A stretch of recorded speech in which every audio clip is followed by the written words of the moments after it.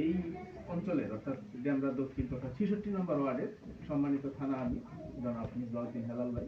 তো আমরা এই অনুষ্ঠানে সভাপতিত্ব করবেন। তবে তার আগে আমরা একটু সংক্ষিপ্ত কথা শুনবো আমাদের এই অত্র থানার নায়েবে আমির মহানগরী মজলিস শুরার সদস্য জনাব মাওলানা আবু তালেব ভাই।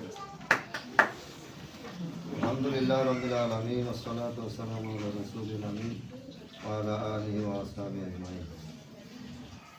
আজকে এই সুন্নতে খাতনা অনুষ্ঠানের সম্মানিত সভাপতি বাংলাদেশ জামাত ইসলামী ঢাকা মহানগরী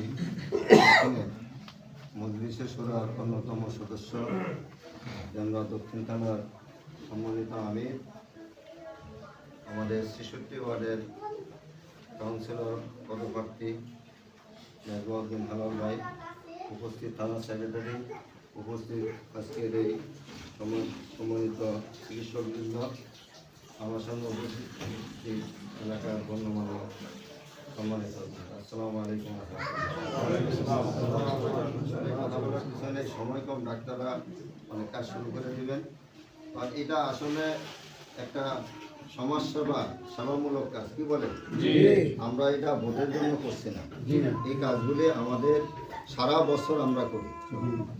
ইনশাল্লাহ আগামী 9 তারিখে এলাকাতে একটা চিকিৎসার এই ব্যবস্থা করা হবে বিভিন্ন রোগের।